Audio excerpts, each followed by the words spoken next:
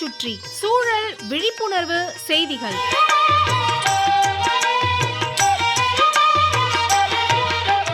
அன்புள்ள சுகுமார் சார் அவர்களுக்கு உங்கள் மாணிக்கம் எழுதும் மடல். நலம் நலமறிய ஆவல், நோயற்ற வாழ்வு வாழணும், அதுவே பெருஞ்செல்வம்.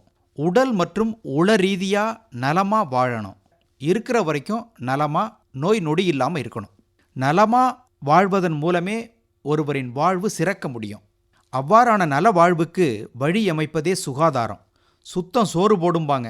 ஆரம்பகால மக்கள், நமது முன்னோர்கள் இயற்கையோடு தொடர்பு கொண்டு வாழ்ந்ததால் அவர்களின் வாழ்வில் சுகாதாரம் என்பது உயிரினும் மேலாக கருதப்பட்டது.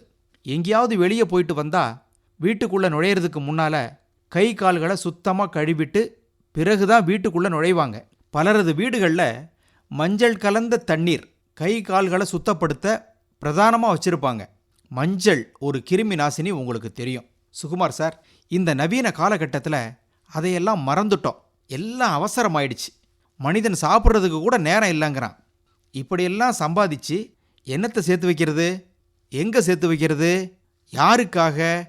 அதிகரித்து வரும் மக்கள் தொகை, வன வளங்களின் குறைபாடு, பொருளாதார நெருக்கடியால் சரியான சிறந்த சுகாதாரம் குறைஞ்சிக்கிட்டே போகுது.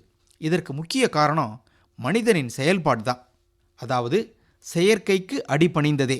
இப்போ இருக்கும் சூழல்ல நாம் அந்த காலத்தில் கடைபிடித்த சில ஆரோக்கிய வழிமுறைகளை தேடி செல்ல வேண்டியிருக்கு.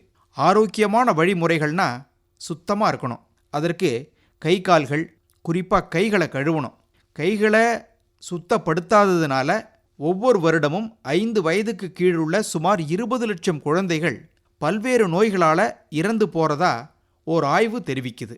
கழிப்பறைகளை பயன்படுத்திய பின், காயத்துக்கு மருந்து போடுறதுக்கு முன் பின், தும்மிய பின், இருமிய பின், சாப்பாடு சாப்பிட்றதுக்கு முன், சாப்பிட்ட பின், குப்பை கொட்டிய பின், இப்படி அடுக்கிக்கிட்டே போகும் அளவுக்கு சந்தர்ப்பம் கிடைக்கும் போதெல்லாம் கைகளை கிருமி நாசினி பயன்படுத்தி சோப்பு போட்டு கழுவிக்கிட்டே இருக்கணும். அதே போல் பெண்கள் உணவு தயாரிப்பதற்கு முன்பும் குழந்தைகளுக்கு உணவு ஊட்டுவதற்கு முன்பும் அவசியம் கைகளை கழுவணும். சின்ன குழந்தைங்க எப்போவும் வாயில் கை வச்சுக்கிட்டே இருக்கும். ஏன், வயசில் பெரியவங்க கூட நகத்தை வாயில் வச்சு கடிச்சிக்கிட்டே இருப்பாங்க, துப்பிக்கிட்டே இருப்பாங்க. இதெல்லாம் நோய் நொடியை நாமளே வரவழைக்கிறோம்னு புரிஞ்சுக்கணும்.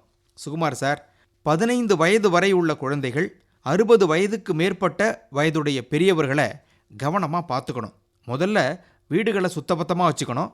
நம்முடைய கழிவறைகள்லாம் நம்முடைய வீட்டுக்குள்ளேயே இருக்கின்றன. டாய்லெட்னு சொல்லிகிட்டு இருந்தோம், இப்போ ரெஸ்ட் ரூம்னு அழைக்கிறோம். அவற்றை மிகவும் சுத்தமாக வச்சுக்கணும். அப்பப்போ கிருமி நாசினி தெளித்து விடணும். எந்த நோய் பாதித்தவர்களாக இருந்தாலும் சரி, அவர்களிடமிருந்து கொஞ்சம் விலகி இருக்கணும். எந்த அளவுக்கு தடுப்பு நடவடிக்கைகளை எடுக்க முடியுமோ அந்த அளவுக்கு எடுக்கணும்.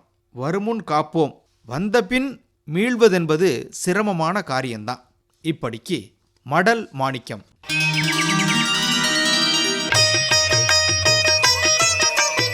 நம்மை சுற்றி சூழல் விழிப்புணர்வு செய்திகள் கேட்டீர்கள்.